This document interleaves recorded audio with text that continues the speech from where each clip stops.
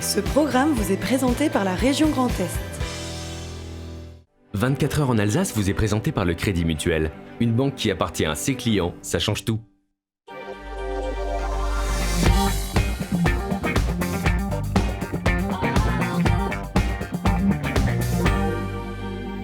Salut à toutes et à tous, je suis ravi de vous retrouver pour une nouvelle heure d'actualité alsacienne en direct, comme chaque soir de la semaine.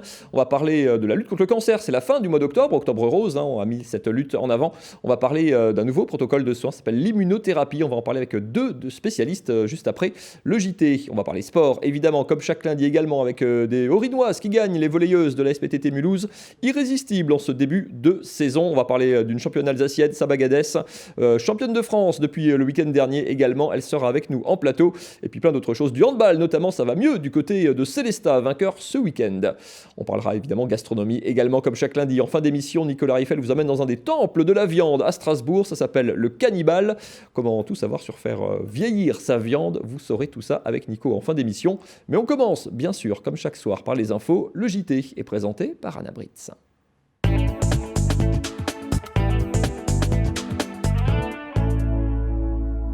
Bonsoir à tous et dans l'actualité ce soir. Il y a bientôt 20 ans, la tempête Lothar dévastait la forêt de Haguenau et depuis, si les arbres ont repoussé, son visage a changé. En pleine recrudescence d'actes antisémites, un réseau de bénévoles a été constitué pour veiller sur les cimetières israélites. Ce sont les veilleurs de mémoire. Mis en place en juin dans le Haut-Rhin, le dispositif est désormais étendu au Bas-Rhin. Et puis quand le ballon rond permet de s'insérer, à Mulhouse et désormais aussi à Strasbourg, le district d'Alsace de football et des clubs propose des entraînements gratuits à des personnes en situation de précarité.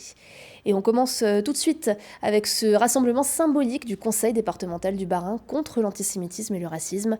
Les 45 élus et des représentants des cultes religieux se sont retrouvés ce matin en ouverture des séances plénières. Un rassemblement qui fait suite à la recrudescence d'actes haineux en Alsace ces derniers mois. Des tags ont été notamment découverts ce week-end sur le campus de l'Université de Strasbourg et 3 conseillers départementaux ont vu leur domicile dégradé ces derniers mois. On écoute tout de suite Frédéric Bierry, le président du Conseil départemental du Bas-Rhin. Quand on veut s'opposer à un élu, on s'oppose à lui en se présentant à une élection, pas en l'attaquant personnellement dans sa vie personnelle, bien évidemment. Mais au-delà de l'élu, c'est bien évidemment tous les actes des lieux publics, les mairies, les églises, les cimetières israélites.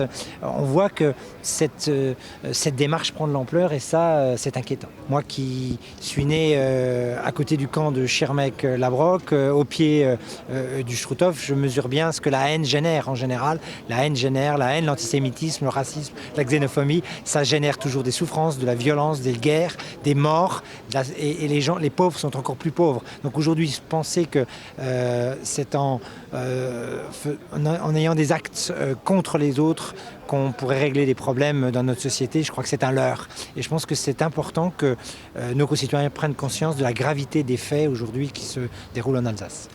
Et cette séance plénière a aussi été marquée par l'adoption d'un dispositif appelé Veilleurs de mémoire.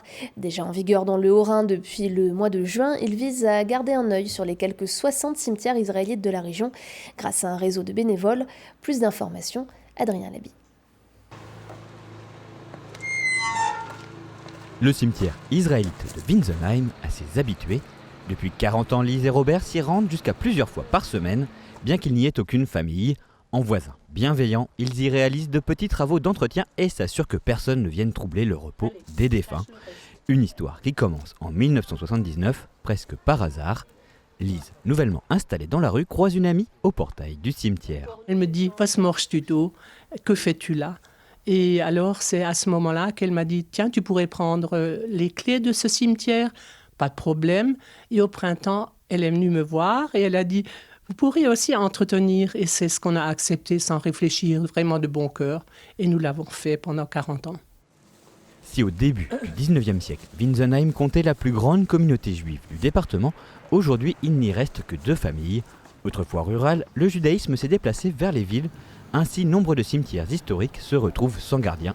Pour les Tornards, venir en aide à la communauté était une évidence. Mon mari et moi, on est des enfants des héros du silence. Nos 2 parents étaient des résistants. Mon mari a été orphelin À l'âge de 2 ans, son père a été arrêté par la Gestapo. Donc, c'était déjà une raison où on était attaché à beaucoup de choses. Robert ayant vécu cette enfance difficile, comme les enfants juifs. Et après, il y a eu une grande amitié avec des enfants juifs. L'aventure bénévole dure depuis 4 décennies quand monsieur et madame Tornard reçoivent le titre de veilleurs de mémoire.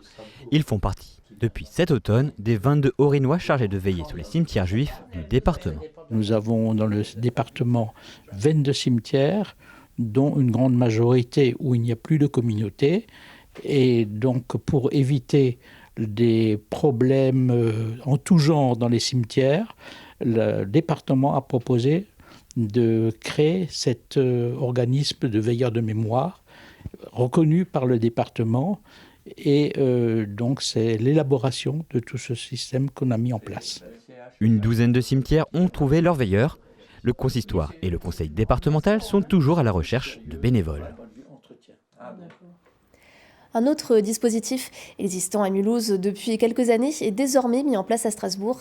C'est un ballon pour l'insertion, comprendre des cours de football gratuits à destination des plus précaires.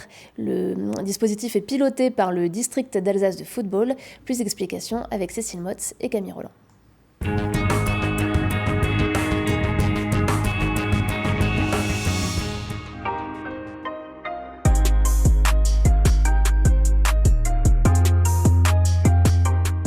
Certains sont strasbourgeois, d'autres viennent d'un peu plus loin.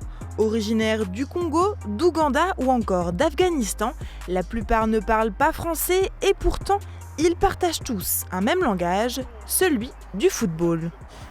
Ici, c'est un endroit sans racisme, c'est un endroit où on s'amuse, on s'entraide. Alors même si nous n'avons pas les mêmes cultures, même si on vient de différents pays, le football nous rassemble et on a alors tous le même objectif. C'est vraiment important. Je dois l'avouer, avant je n'aimais pas le football, mais maintenant que j'y joue, je trouve ça vraiment bien pour moi. On se parle, on joue ensemble. C'est des gens qui viennent d'autres pays, c'est-à-dire de nouvelles rencontres, de nouvelles personnes, de nouveaux liens à créer et de nouvelles joies à faire. Razol, Nelson et Jordan font partie de la quinzaine de personnes à bénéficier de l'opération Un ballon pour l'insertion. Ils ont entre 20 et 40 ans et voilà déjà un mois qu'ils se retrouvent chaque semaine au club de l'AS Strasbourg. On ne fait pas du perfectionnement technique, si vous voulez. On fait de l'animation. Donc, comme vous avez vu, c'est des exercices simples de conduite de balle, de dribble, de passe. Et puis, on finit toujours par des jeux. Et à chaque but encaissé, soit c'est 2-3 pompes, soit c'est une danse pour donner un peu de sourire aux jeunes. Ils viennent pour ça. Et on souhaite à chaque fois qu'ils aient en permanence ce sourire. Ballon rouge! Allez, ça joue, c'est parti! Après 1 heure d'exercice, c'est l'heure du match. Ce matin, égalité parfaite, 6 partout. L'opération est née à Mulhouse en 2014 à l'initiative d'un jeune en service civique. Le district d'Alsace de football l'étend aujourd'hui à Strasbourg. Le football est un sport populaire, mais c'est également un langage universel. Donc très rapidement, nous avons compris au niveau du football amateur que nous avons une vocation sociétale. Il faut qu'on profite de cette popularité, de cette simplicité pour ramener à nous un petit peu tous ceux qu'on veut intégrer dans la société. Pour nous, le rôle par exemple des éducateurs est extrêmement important. C'est pas seulement apprendre aux gamins à jouer au foot, c'est apprendre aux gamins à vivre, à gagner, à perdre ensemble. Ces jeunes sont dirigés vers le club sportif via des associations comme par exemple le centre d'accueil et de demandeurs d'asile. Au fur et à mesure des séances, on a par exemple des gens qui sont par exemple isolés, donc des gens qui sont arrivés en France seuls et qui au bout de quelques séances ont déjà tissé des liens avec d'autres joueurs ou même avec des gens de l'équipe d'animation aussi. En fait, dans l'idée de la rencontre, d'échanger, d'apprendre le français, de découvrir aussi leur environnement. Et les plus passionnés peuvent même obtenir leur licence, avec dorénavant 2 clubs partenaires, l'un dans le Haut-Rhin et l'autre dans le Bas-Rhin. Des tournois 100% alsaciens sont déjà en préparation.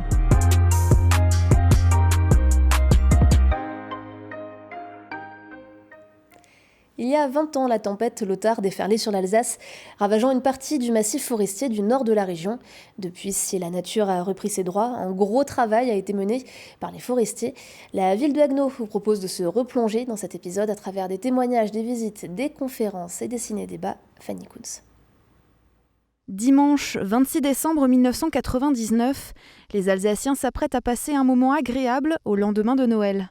Mais vers 11h du matin, le vent se lève et n'est pas prêt de s'arrêter de souffler. Approchant les 170 km/h, la tempête Lothar est dévastatrice. Celle que l'on appellera plus tard la tempête du siècle emportera tout sur son passage. À 15h, le bilan est lourd. Sur les 13 400 hectares de forêt de Haguenau, 3 500 hectares ont été endommagés.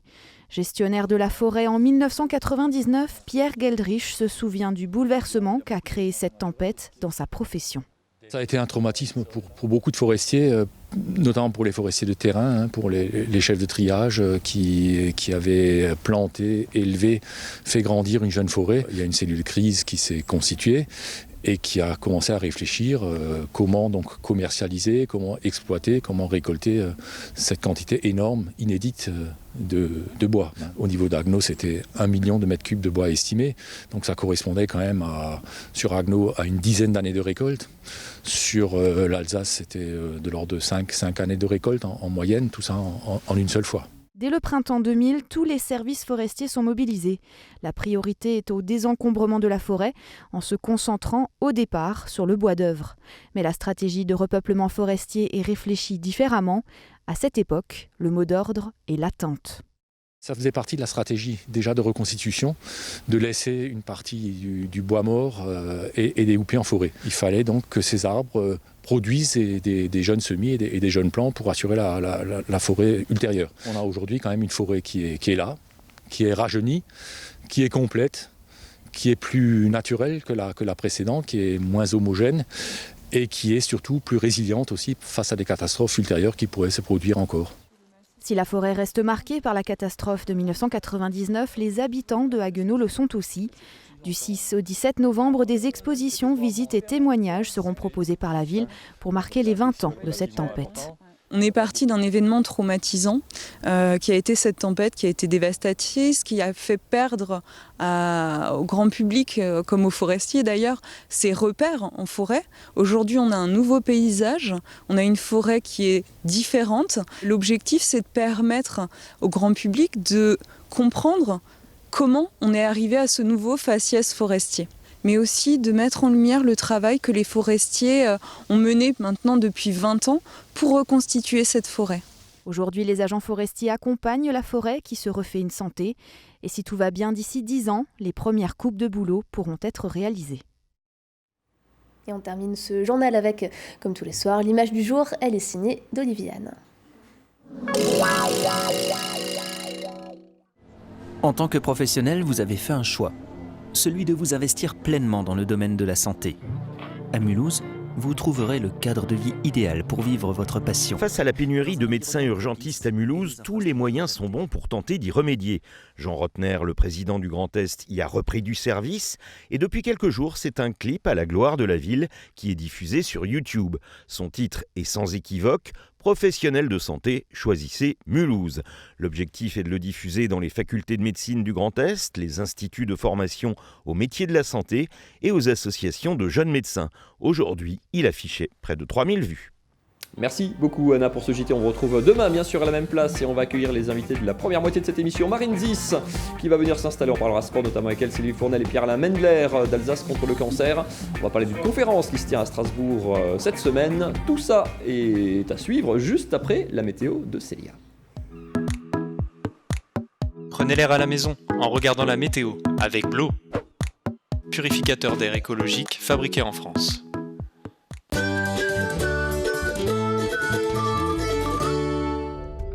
Bonjour à tous, on se retrouve pour votre bulletin météo de ce mardi 5 novembre. Et en matinée, c'est encore quelques gouttes de pluie qui nous attendent dès le lever du soleil, mais rien de bien méchant. Par contre, ce sera un ciel plutôt chargé avec beaucoup plus de nuages que de soleil. Vous verrez quand même le soleil par endroits. Côté Mercure, ce sera 6 degrés sur la majeure partie du territoire alsacien ainsi que dans le nord de la Suisse. Comptez jusqu'à 7 degrés, la maximale alsacienne, ce sera pour Strasbourg. Il fera légèrement plus doux chez nos voisins allemands avec 8 degrés notamment du côté d'Offenbourg ou encore de Fribourg. L'après-midi, c'est un peu plus humide. Ça reste des pluies faibles avec un ciel qui reste bien chargé. On verra très peu le soleil. Les nuages seront bien gris sur la majeure partie du territoire et vous le voyez, de la pluie prévue un petit peu partout.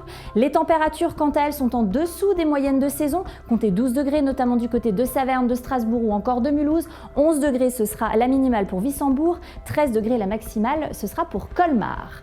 On jette maintenant un coup d'œil sur vos prévisions de mercredi avec pas mal de précipitations toujours et des températures qui baissent dû à un flux de nord. Comptez entre 12 et 13 degrés en Alsace, entre 11 et 12 degrés dans la région du Bade-Wurtemberg, ainsi que du côté de Bâle. Mardi, nous serons donc le 5 novembre et nous fêterons les Sylvies. Le soleil se lèvera à 7h20 pour se recoucher à 17h03. Voilà, je vous souhaite un agréable moment sur Alsace 20 et je vous retrouve demain. Salut!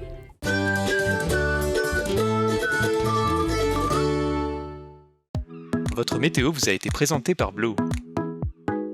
Purificateur d'air intérieur, simple, efficace et économique.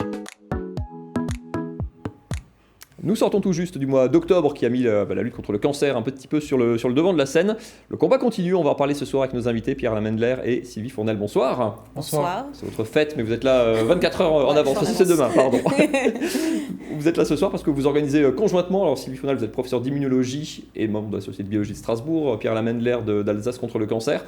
Vous organisez conjointement une réunion d'information sur une thérapie qui est peut-être en train de révolutionner, qui va peut-être révolutionner la lutte contre le cancer. Ça s'appelle l'immunothérapie, d'où le fait de venir expliquer ça ce soir et puis jeudi devant tous ceux qui voudront bien venir vous écouter.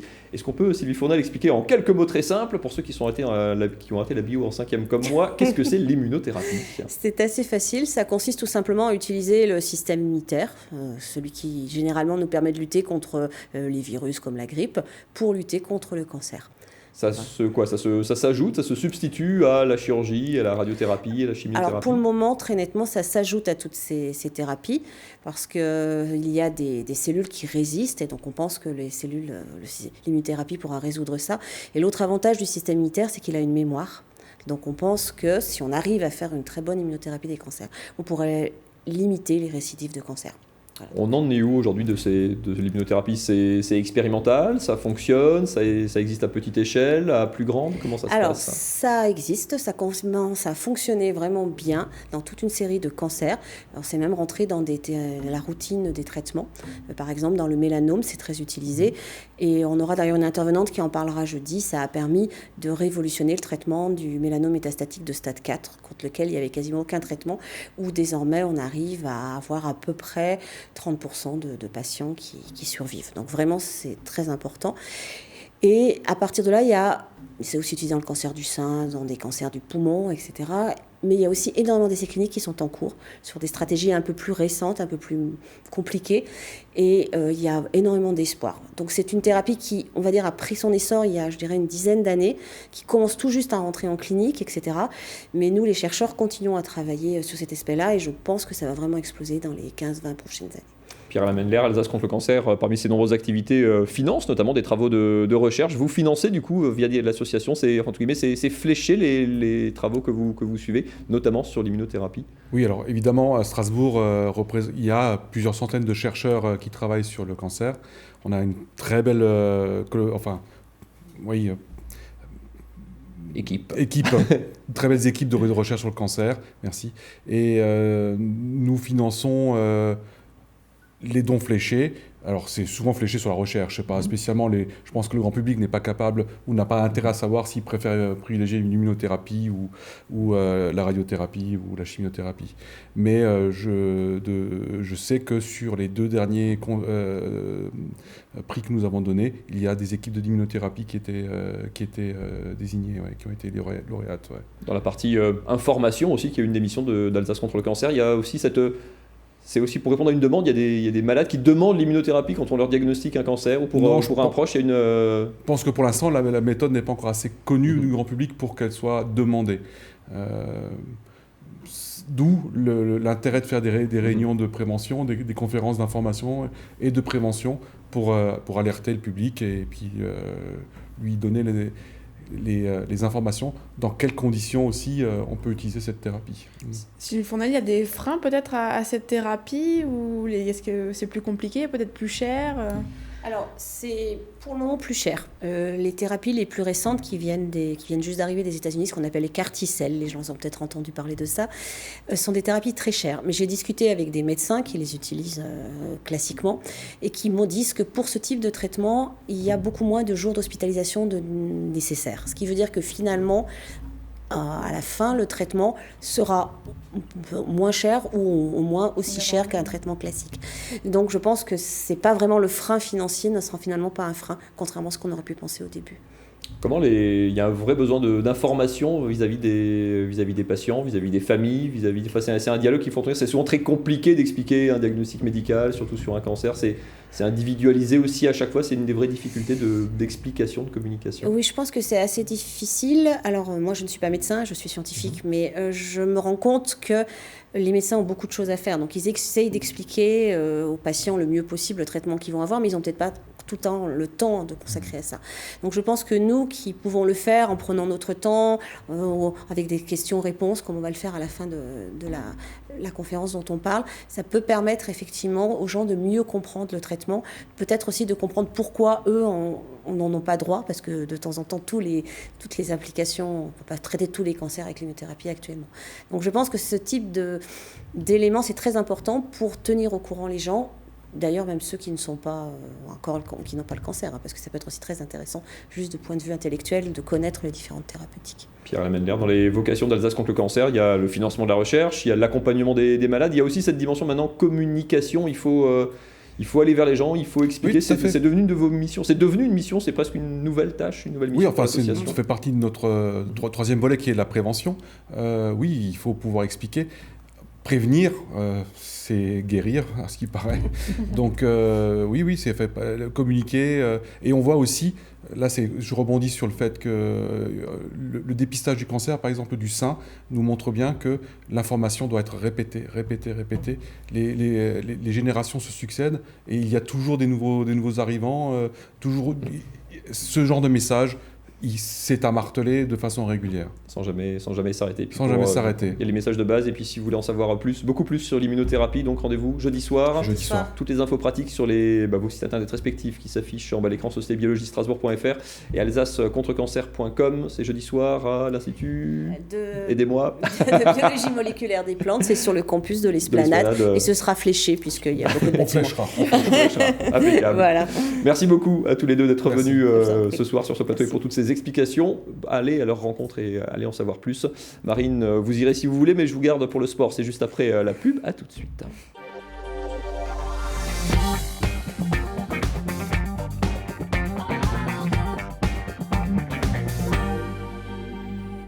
Et tous les lundis, on parle sport, bien sûr. C'est Top Sport et c'est avec Marine Zis.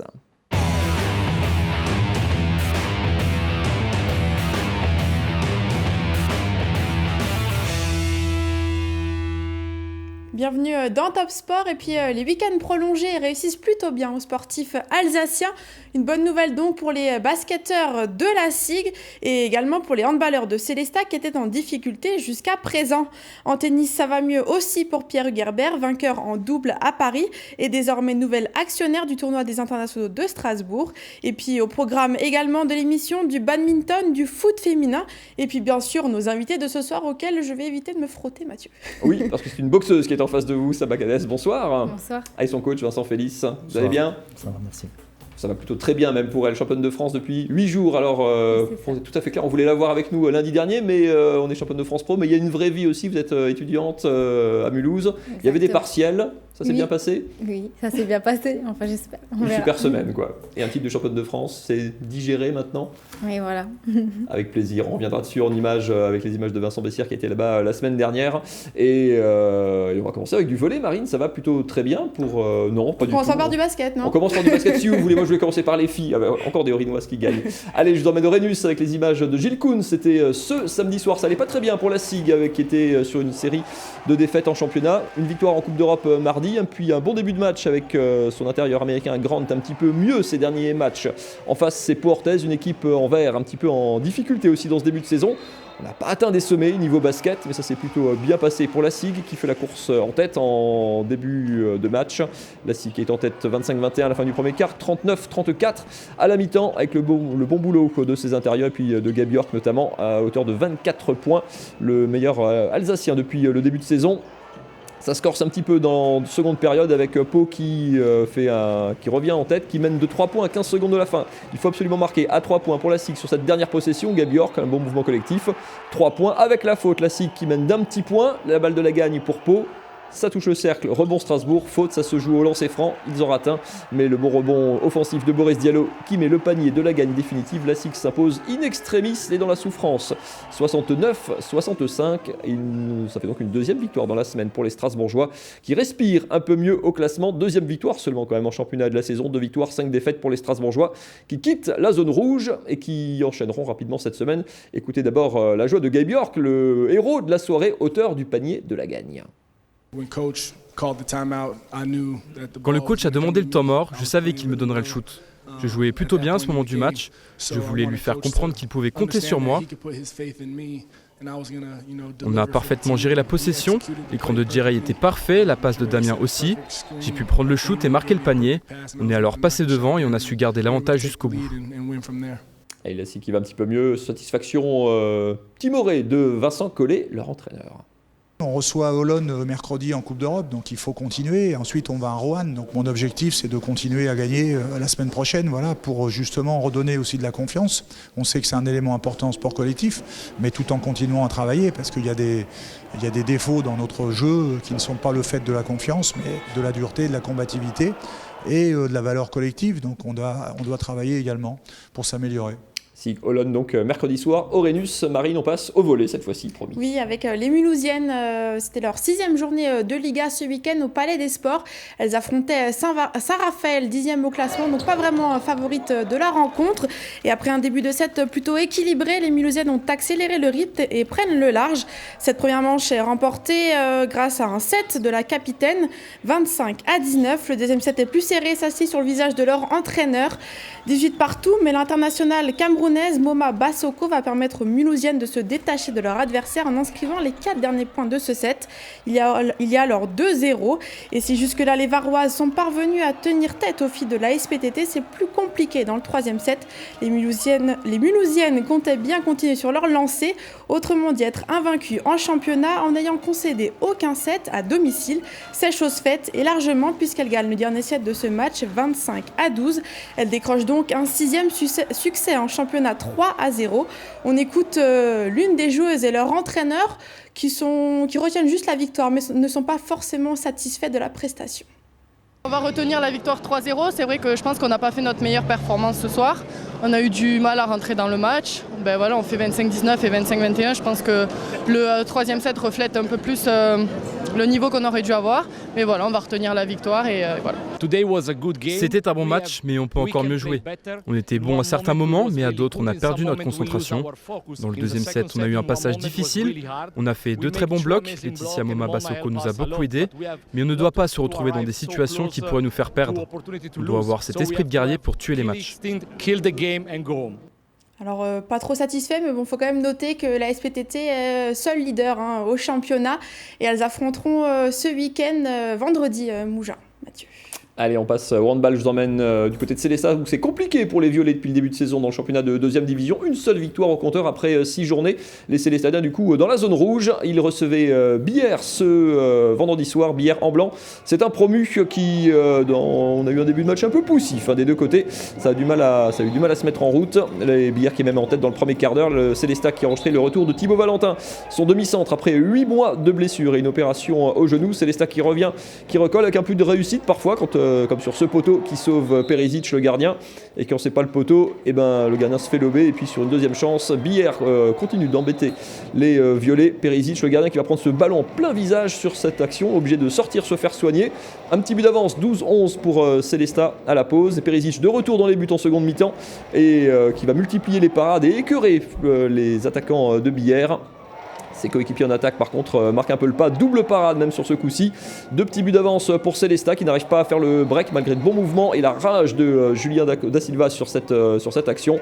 Les violets toujours en tête à l'amorce du Money Time, mais toujours que 1 ou 2 petits buts d'avance au mieux. Il faut s'arracher en attaque à chaque fois pour marquer. C'est compliqué, mais les Célestadiens sont toujours devant et tiennent leur deuxième victoire comme un symbole à 2 minutes de la fin. Thibaut Valentin donne enfin 3 buts d'avance et fait le break pour donner de l'air aux Célestadiens qui peuvent savourer et respirer un petit peu dans cette dernière minute de jeu et empocher leur deuxième victoire de la saison.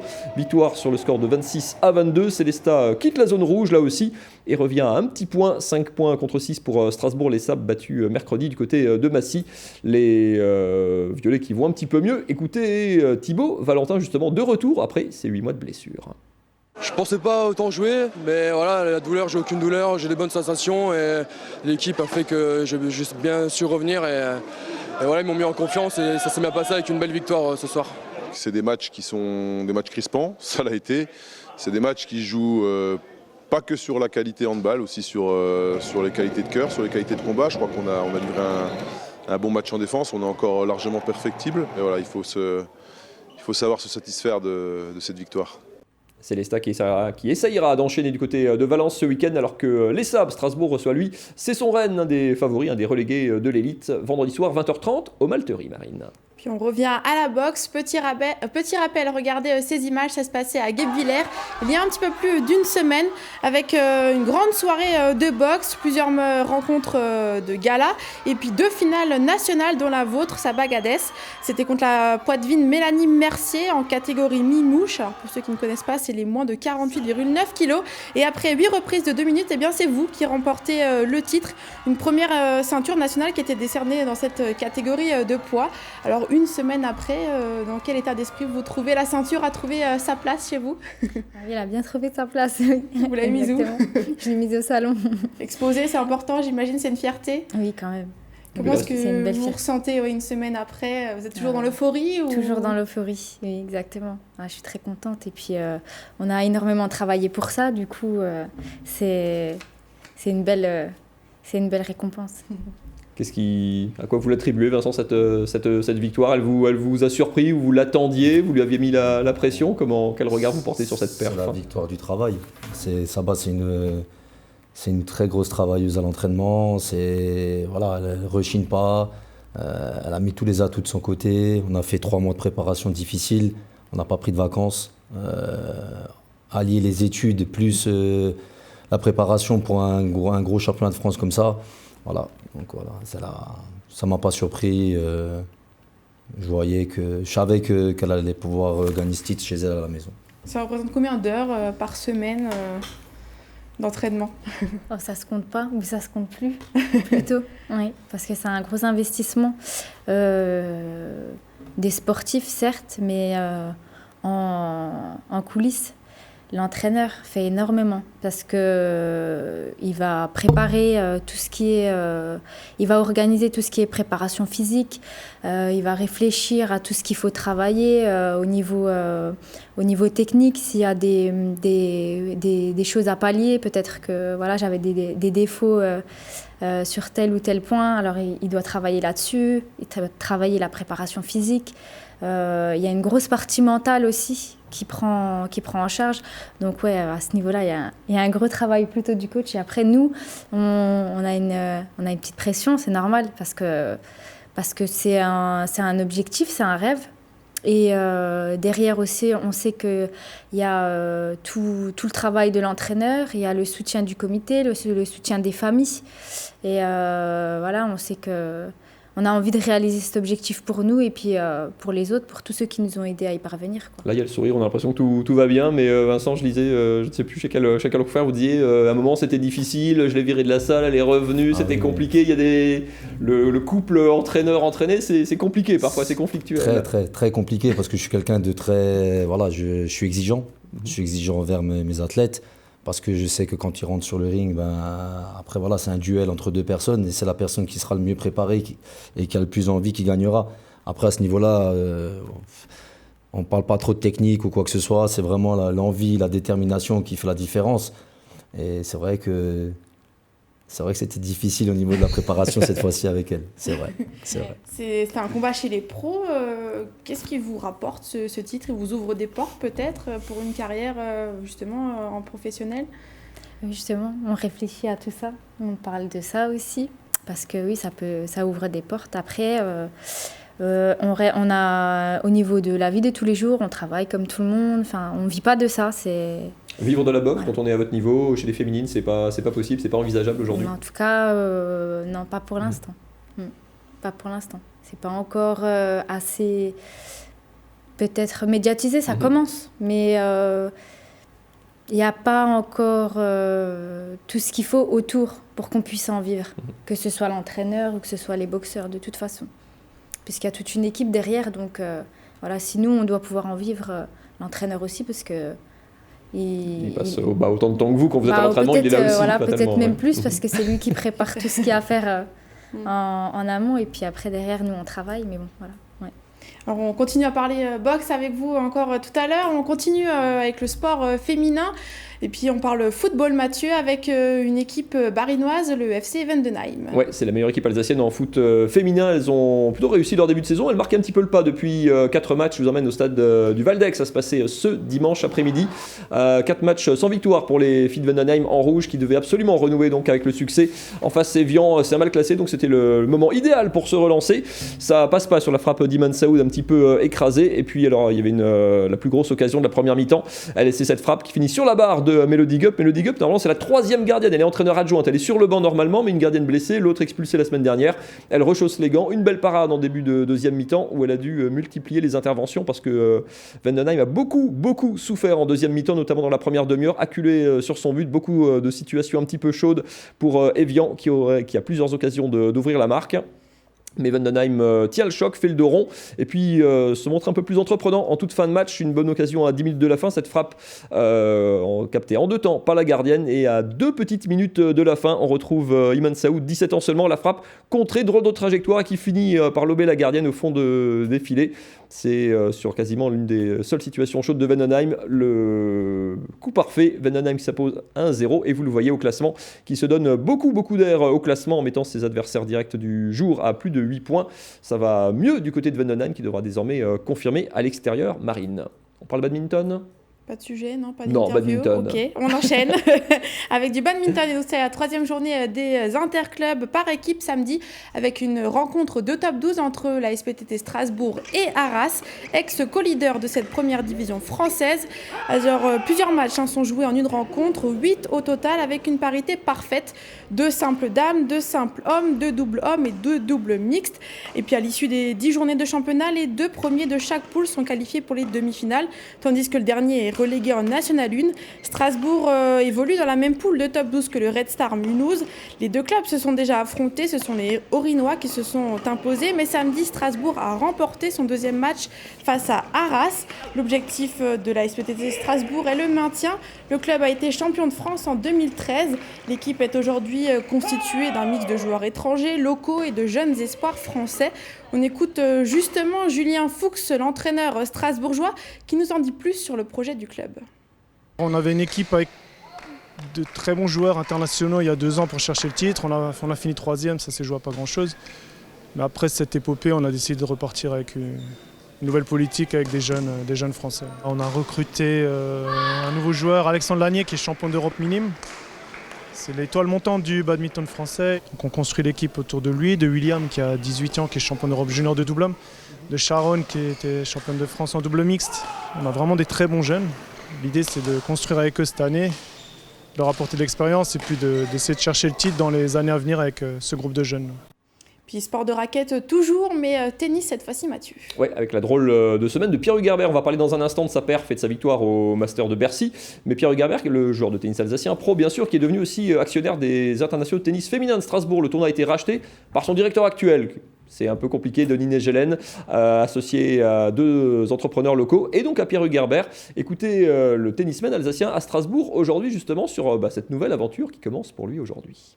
Ça a été une semaine forte en émotion avec Nicolas. On a gagné donc hier pour la première fois Bercy. Ça se rajoute à notre palmarès, et c'est sûr que pouvoir gagner un tournoi comme ça à domicile devant son public, ça a été quelque chose d'énorme, et on est très fiers de nous, et c'est pas fini sur cette fin de saison, il y a encore d'autres objectifs. On va aller au Masters la semaine prochaine, et il est possible aussi qu'on représente la France en Coupe Davis, donc voilà, c'est des beaux événements, et j'espère qu'on sortira de ces semaines aussi satisfaits qu'on l'a été à Bercy. Donc ça, c'était la partie sportive. La victoire à Bercy, c'était l'actu de dimanche. Et celle de ce lundi, c'était donc à Strasbourg. Son entrée dans le capital des internationaux de tennis de Strasbourg qui se tiennent tous les ans en mois de mai, dont on vous propose chaque année évidemment plusieurs matchs et plusieurs émissions autour de ce tournoi. Écoutez cette fois Pierre Hugerbert sur cette nouvelle aventure pour lui. C'est un tournoi qui m'a fait rêver en grandissant. J'habitais à 5 minutes de ce tournoi-là, j'y suis allé quasiment chaque année. Et quand j'avais, je sais pas quand est-ce que j'y suis allé la première fois, mais il a toujours existé, et pouvoir participer un petit peu à la publicité du tennis en Alsace, et en plus être accompagné de Denis, Jérôme Fechter et Christophe Schalk, c'est un vrai honneur pour moi, et c'est pour ça que j'ai accepté de rejoindre cette aventure-là. On poursuit cette émission du côté des réseaux avec la crème des réseaux. C'est signé Marine 10 comme chaque lundi.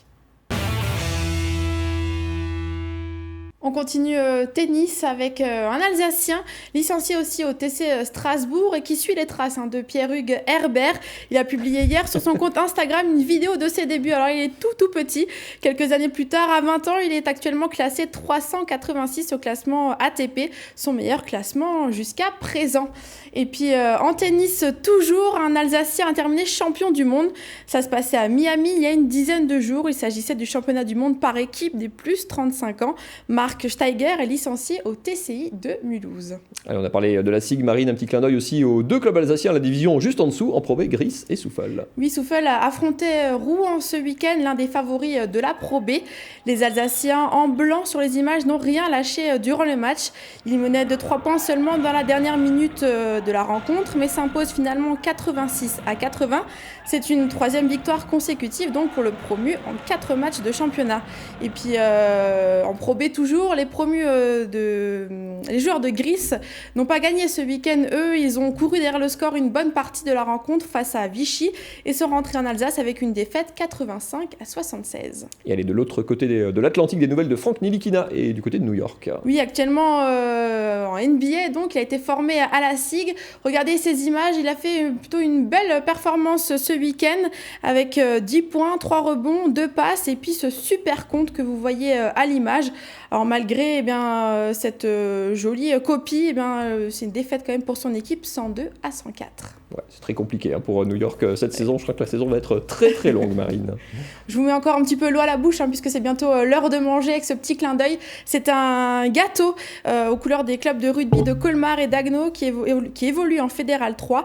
Ils s'affrontaient la semaine dernière et c'est Colmar qui a remporté le match à domicile 42-20. Vous gardez une part ? Non. On verra. Allez, il nous reste une minute pour parler de boxe avec Saba Gades. On disait, vous êtes étudiante dans la vraie vie, entre guillemets. Comment on retourne quel est le regard que vos autres étudiants portent un peu sur votre carrière? Ça surprend toujours une fille qui fait de la boxe ou c'est rentré dans les mœurs maintenant? Je suis plutôt discrète. Du coup, il n'y a pas trop de monde pas trop de monde le sait, en tout cas à l'IFSI. Et puis sinon, mes collègues, mon groupe d'études, ouais.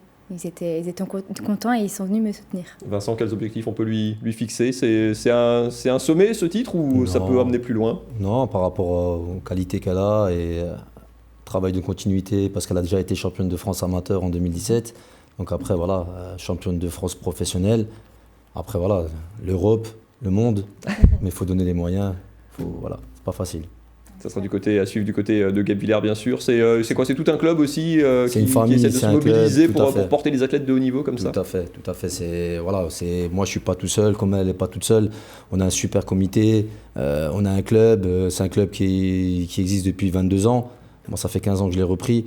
On a de bons jeunes derrière, on a des grands champions. Et voilà, je veux dire, Saba, maintenant, c'est devenu on va dire tête la reine. d'affiche. La tête d'affiche, la reine. On suivra évidemment ces prochaines années. Merci beaucoup à tous les deux Merci d'être venus jusqu'ici ce soir. Merci beaucoup Marine. On vous retrouve pas lundi prochain parce qu'il n'y a pas d'émission, c'est le 11, c'est les vacances. Merci en tout cas à tous les deux. La suite, c'est Nicolas Riffel. On va parler viande avec lui. C'est du côté du Cannibal à Strasbourg. Excellente soirée à toutes et à tous. Salut.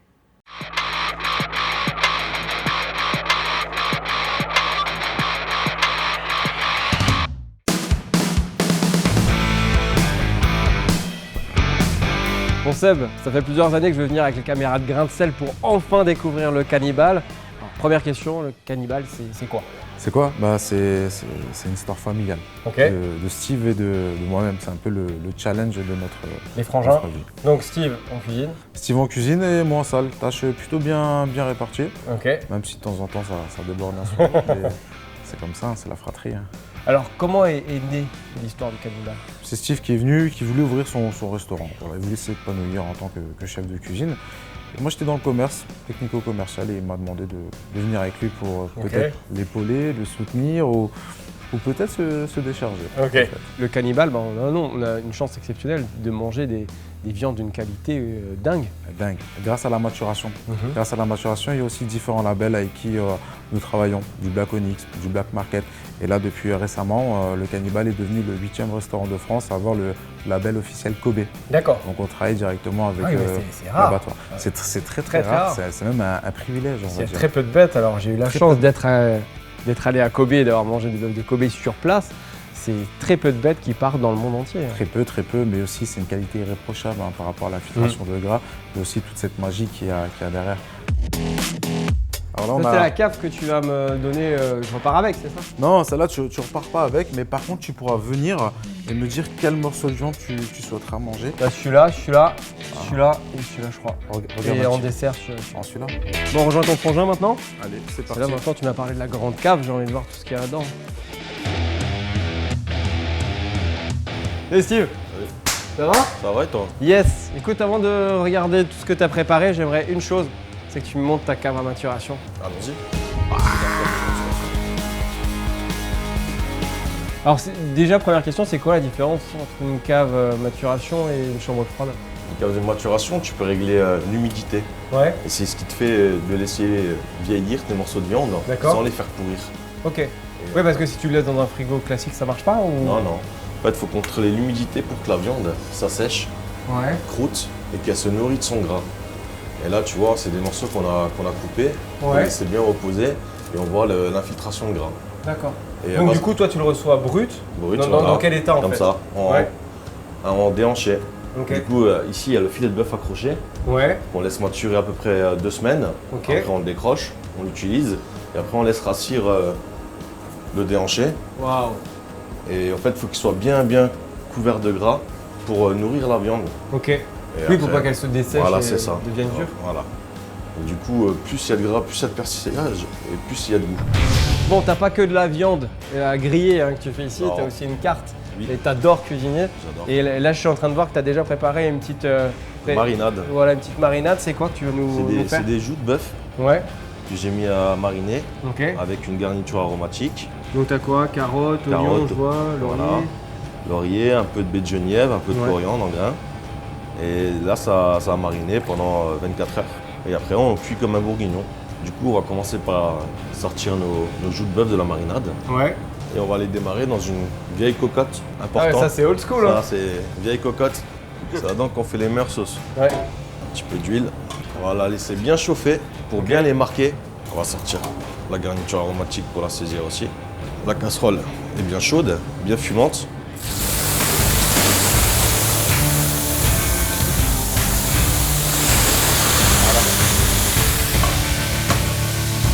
J'ai un secret qu'on m'a appris il y a très longtemps.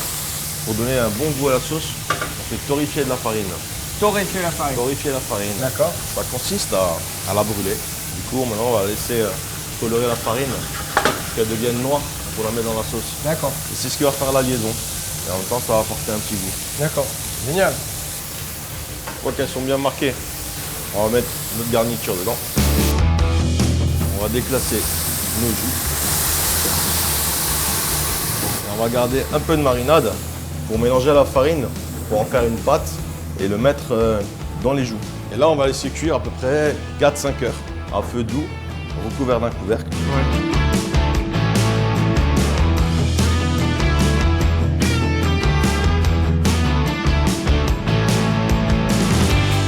Et surtout, ne soyez pas sages.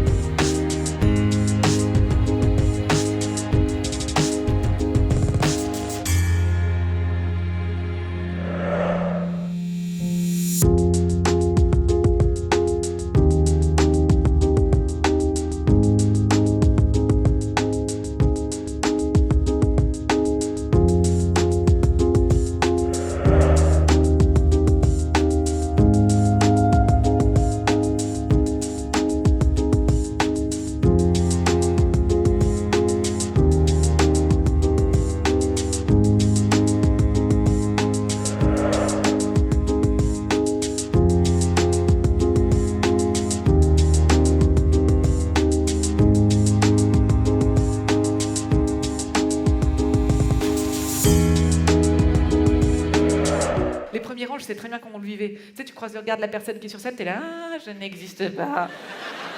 Vous commencez tous à avoir cette espèce de regard hyper chelou. Dès que je vous regarde, vous regardez, hop là, légèrement à côté de moi. Non, non mais moi je suis pas venue pour toi, moi je suis pour le rideau juste derrière.